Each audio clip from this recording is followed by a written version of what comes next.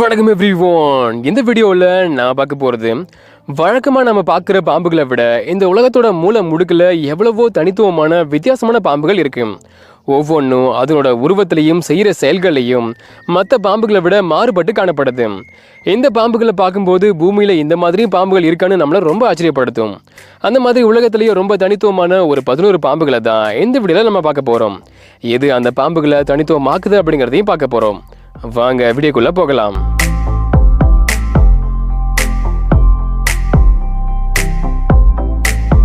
பாலைவன கொம்பு விரியன்.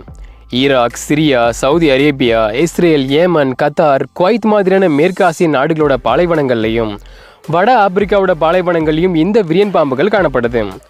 இந்த பாம்பு ஏன் இந்த லிஸ்ட்ல இருக்குங்கிறத இதை பார்த்தாவே உங்களுக்கு தெரியும். ஆட்டு மாட்டுக்கு இருக்கிற மாதிரி தலையில் இருக்க இந்த 2 வித்தியாசமான கொம்பு தான். இந்த கொம்புகள் ஒன்றும் சாதாரணமாக இதுக்கு கிடைக்கல.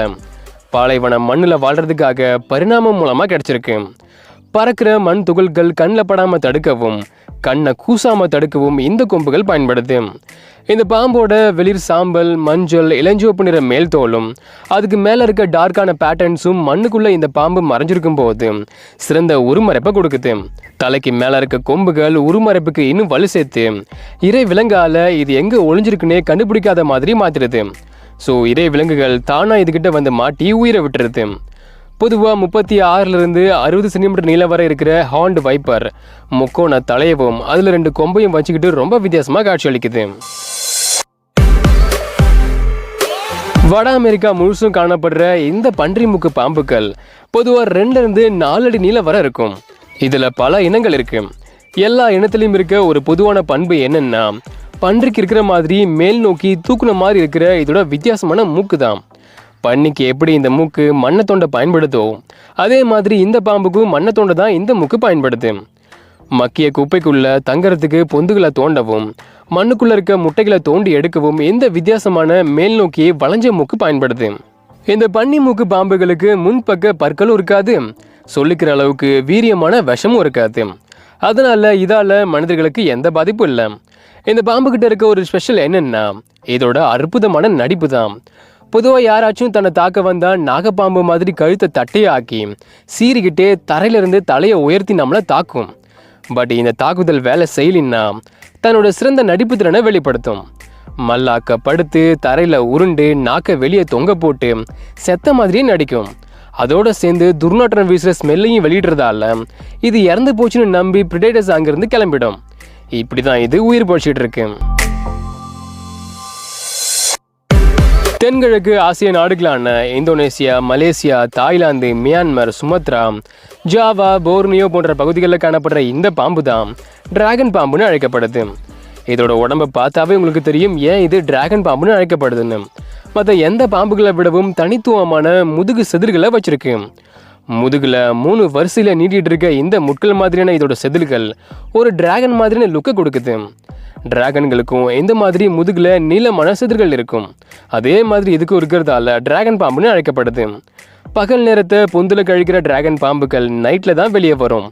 யாராச்சும் தன்னை பயமுறுத்தினா தான் உடம்பை பெருசாக உப்பி துர்நாற்றத்தை வீசி திருப்பி அவங்கள பயமுறுத்தும். பொதுவாக 50 சென்டிமீட்டர் நீளம் வரை இருக்கிற இந்த பாம்புகள் எப்பெல்லாம் மன அழுத்தத்துக்கு ஆளாகுதோ அப்போல்லாம் சாப்பிடாது.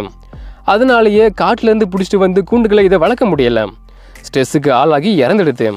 இதுங்களால மனிதர்களுக்கு எந்த ஆபத்தும் இல்லை, ஏன்னா இது விஷமில்லாத பாம்புங்க. செய்யான் பாம்பு. பாம்பு இனங்கள்லையே ஒரு குட்டி பாம்பு இனமாக இதுவும் இருக்கு. வெறும் 5 to 10 சென்டிமீட்டர் நீளம் வரை மட்டும்தான் வளரும். சின்ன வயசுலேருந்து நாம் இதை அடிக்கடி பார்த்துருக்க வாய்ப்பு இருக்கு.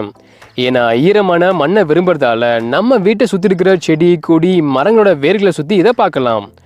பார்க்க மண்புழு மாதிரி இருக்கிறதோட மட்டும் இல்லாமல் மண்புழுவோட பழக்க வழக்கங்களையும் வச்சுருக்கு. கிடைக்கிற உணவுகளை சாப்பிட்டுட்டு எப்பவுமே மண்ணுக்குள்ளேயே வாழுது. ரொம்ப ரேராக தான் இதை வெளியே பார்க்க முடியும். முதல்ல ஆப்பிரிக்காவிலையும் ஆசியாவிலையும் இருந்தது, ஆனால் இப்போ உலகத்தோட பல பகுதிகளுக்கும் பரவிருக்கு. விஷம் இல்லாத இந்த குட்டி பாம்புகள் கருப்பு, சாம்பல், பழுப்பு, ஊதா போன்ற நிறங்களில் காட்சியளிக்கும். தலையும் வாலும் ஒரே மாதிரி இருக்கிறதால எது தலை எது வால்னு கண்டுபிடிக்கவே முடியாது. முகத்தில் குட்டி கண்கள் இருந்தாலும் அது செதில்களால் மூடப்பட்டதால் இதுக்கு கண்ணு தெரியாது. ஆனால் வெளிச்சத்தை நல்லா உணர முடியும். அது மூலமாக தான் வெளிச்சத்தை தவிர்த்து இருட்டில் வாழுது. இந்த குட்டி சையான் பாம்புகளில் எல்லாமே பெண்களாக தான் இருக்கும். ஒரு ஆண் பாம்பு கூட இருக்காது. ஒரு பெண் தானாவே முட்டைகளை போட்டு குஞ்சுகளை பொரிக்கும். நீங்க எந்த விதத்திலையும் தேவைப்படாது. தாய்லாந்து, கம்போடியா, வியட்நாம் போன்ற தென்கிழக்கு ஆசிய நாடுகளில் இந்த உணர்கொம்பு பாம்புகள் காணப்படுது. நம்ம முன்னாடி பார்த்த மாதிரி ஹார்ன் வைப்பருக்கு தலைக்கு மேலே கொம்பு இருக்கும். ஆனால் இந்த டெண்டகல் பாம்புக்கு தலைக்கு முன்னாடி 2 கொம்பு நீட்டிட்டு இருக்கு. இந்த பாம்புகள் வாழ்நாள் முழுசும் அசுத்தமான தண்ணிக்குள்ளே தான் வாழும். தண்ணிக்குள்ளே 30 நிமிஷம் வரை இருக்க முடியும். அதுக்கு மேலே மேற்பரப்புக்கு வந்து மூச்சு விட்டு தான் போகணும். அசுத்தமான தண்ணியில் இருக்கும்போது கண் சரியாக தெரியாதுங்கிறதால தண்ணியில் மீன்கள் ஏற்படுத்துகிற சின்ன அதிர்வுகளை கண்டுபிடிச்சி வேட்டையாட இந்த 2 உணர்திறன் நிறைஞ்ச கொம்புகள் பயன்படுது. சின்ன விஷப்பற்கள் வாய்க்கு பின்புறத்தில் அமைஞ்சிருக்கு. விஷமும் கூட மனிதர்களுக்கு ஆபத்தானது இல்லை, மீன்களுக்கு மட்டும்தான் ஆபத்தானது. இந்த சின்ன பாம்புகள் 50லிருந்து 90 சென்டிமீட்டர் நீளம் வர மட்டும்தான் இருக்கும். 90% நேரத்தை தண்ணிக்குள்ளே அசையாமல் இருந்து மீன்களை வேட்டையாடும். Thailand, Malaysia, Singapore, Borneo, Indonesia மாதிரியான தென்கிழக்கு ஆசிய நாடுகளில் இந்த யானை தும்பிக்கை பாம்பு காணப்படுது. 8 அடி நீளம் வர வளரக்கூடிய இந்த பாம்பை நீங்களே கொஞ்சம் பாருங்களேன். இதோட தோல் தொலைன்னு ரொம்ப தளர்வா ஒரு பை மாதிரி இருக்கு. உடம்போட அகலத்துக்கு தான் தலையும் இருக்கு. உடம்பு ரொம்ப பருமனாகவும் வால் குட்டையாகவும் இருக்கு. இதோட மொத்த உருவத்தையும் பார்க்கும்போது யானையோட தும்பிக்கை மாதிரி இருக்கிறதால எலிஃபென்ட் ட்ரங்க் ஸ்னேக்னு அழைக்கப்படுது. எப்பவுமே தண்ணிக்குள்ளே வாழ்கிற இந்த பாம்புகளுக்கு இந்த தளர்வான தோல் தான் ரொம்ப ஹெல்ப்ஃபுல்லாக இருக்கு. வழுக்கிற மீன்களை சுற்றி வளைச்சி இறுக்கி பிடிக்கிறதுக்கு இந்த தொலை தோல் ஒரு பை மாதிரி பயன்படுது. இந்த பாம்புக்கு அடியில் செதில்கள் இல்லாதால தரையில் இதெல்லாம் நகர முடியாது. அப்படியே நகர்ந்தாலும் காயங்கள் ஏற்பட வாய்ப்பு இருக்கு. அதனால தான் இதுங்க ரொம்ப ரேராக தான் தரைக்கு வரும். எப்பவுமே தண்ணிக்குள்ளே இருக்க எலிஃபென்ட் ட்ரங்க் பாம்புகளால் 40 நிமிஷம் வரை மூச்சு விடாமல் தண்ணிக்குள்ளே இருக்க முடியும். இந்த திறமையை பயன்படுத்தி தான் வாழ்நாளோட பெரும்பாலான நேரத்தை தண்ணிக்குள்ளே கழிக்குது.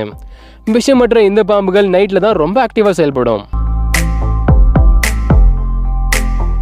அட்லாண்டிக் பெருங்கடல்ல கரிபியன் தீவு கூட்டத்தில் காணப்படுற ஒரு தீவு நாடான பார்படாஸ்ல தான் இந்த உலகத்திலேயே குட்டியான ஒரு பாம்பு காணப்படுது. அதுதான் இந்த பார்படாஸ் நூல் பாம்பு. முன்ன பார்த்த செய்யான் பாம்புகளை விட இதுங்க குட்டியாகவும் முதுகுல கோடுகளையும் வச்சிருக்கு. அதிகபட்சமாக 10 சென்டிமீட்டர் நீளம் வரை தான் வளரும். வெளிச்சத்தை விரும்பாத இந்த நூல் பாம்பு மண்ணுக்குள்ளேயோ இல்லை பாறைகளுக்கு அடியிலையோ தான் வாழும்.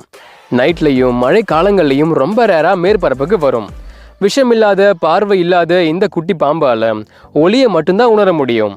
கரையான்களுக்கும் எறும்புகளுக்கும் பிடிக்காத ஒரு ஃபெரோமோன் வாசனையை ரிலீஸ் பண்ணுறது மூலமாக அதுங்களோட தாக்குதலிருந்து இது தாப்பிக்குது.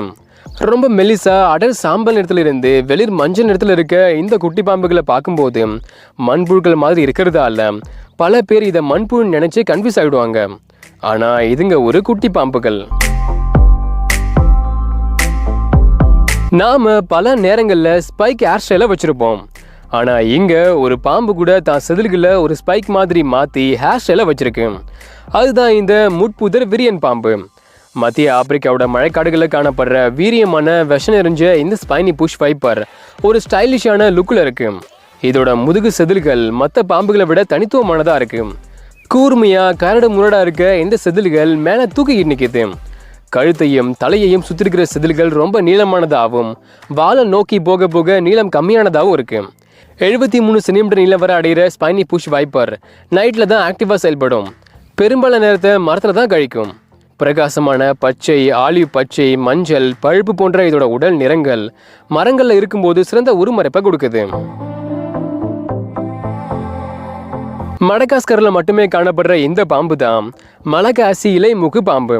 இதோட தனித்துவத்தை இதை பார்த்த உடனே நீங்கள் கண்டுபிடிச்சிருப்பீங்க. நீளமான கூர்மையான இந்த மூக்கு தான். ஏன் மற்ற பாம்புகளை விட இதோட மூக்கு ரொம்ப நீளமாக வித்தியாசமாக இந்த மாதிரி இருக்குன்னா இதுக்கு முக்கிய காரணம் இதோட வாழ்விடம் தான். எப்பவுமே மரங்கள்லேயே வாழ்கிறதால மரங்களோட கிளை மாதிரியும் இலை மாதிரியும் தங்களை காட்சிப்படுத்தி தான் ஒரு பாம்புன்னு வெளிக்காட்டிக்காமல் இருக்க தான் இந்த ஒரு தோற்றத்தில் இது இருக்கு.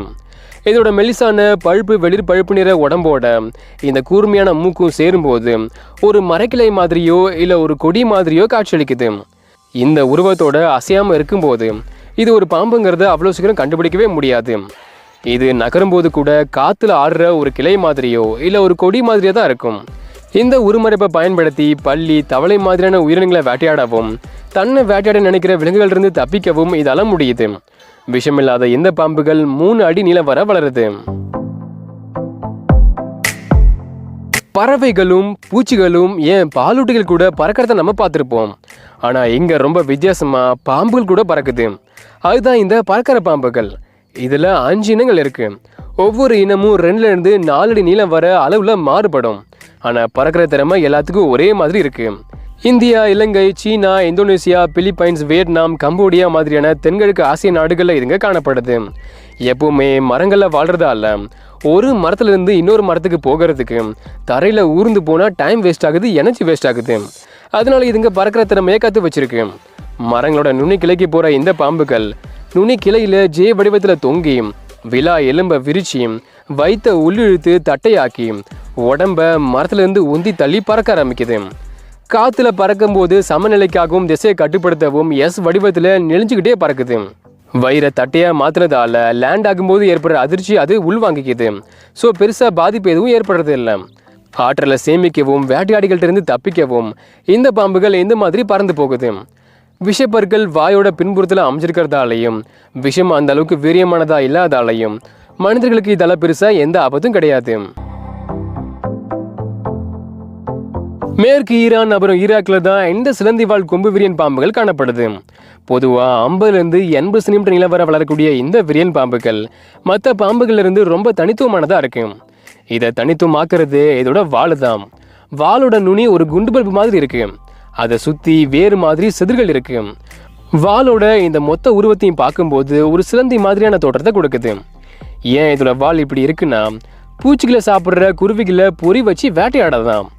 அதாவது சாம்பல், பழுப்பு, அடர் பழுப்பு மாதிரியான நிறங்கள் கலந்த இதோட உடம்பு சுற்றுச்சூழலோட பொருந்தி போய் யாரோட கண்ணையும் படாமல் அமைதியாக பொறுமையாக காத்திருக்க உதவுது. அதே நேரத்தில் இதோட வால் ஒரு சிலந்தி மாதிரி அசைஞ்சு பூச்சி சாப்பிட்ற பறவைகளை தாக்குற தூரத்துக்கு பக்கத்தில் கொண்டு வரும். அப்புறம் என்ன, கால் நொடிக்கும் கம்மியான நேரத்தில் பறவையை தாக்கி அதை கொன்று சாப்பிட்றோம். இதுக்கு தான் இப்படிப்பட்ட ஒரு வாழை இது வச்சிருக்கு. பரிணாமம் மூலமாக இந்த மாதிரி ஒரு வால் கிடைச்ச ஒரே பாம்பு இனம் இதுங்க மட்டும்தான். குட்டியாக இருக்கும்போது இந்த மாதிரி வால் இதுக்கு இருக்காது. அதனால பள்ளிகளை தான் வேட்டையாடும். வளர்ந்த பிறகு தான் சிலந்தி மாதிரி வால் கிடைக்கிறதால பறவைகளை வேட்டையாடுது. வீரியமான விஷம் நிறைஞ்ச இந்த பாம்புகளுக்கு மற்ற கொம்பு விரியன்கள் மாதிரியே தலையில் 2 சின்ன கொம்புகளும் இருக்கு. ஓகே, இதோட இந்த வீடியோவை முடிக்கிறது நான் உங்கள் ராமக்கண்ணன். இந்த வீடியோ பிடிச்சி லைக் பண்ணுங்கள், ஷேர் பண்ணுங்கள், முடிஞ்சால் ஃபேஸ்புக்கில் ஃபாலோ பண்ணுங்கள். நான் சொன்ன 11 வித்தியாசமான பாம்புகளை பற்றியும் இந்த வீடியோவை பற்றியும் உங்களோட கருத்துக்கள் என்ன அப்படின்னு கமெண்ட் பண்ணுங்கள். மறக்காம பயோ சேனலுக்கு சப்ஸ்கிரைப் பண்ணுங்கள். நெக்ஸ்ட் வீடியோவில் மீட் பண்ணலாம். தேங்க்யூ.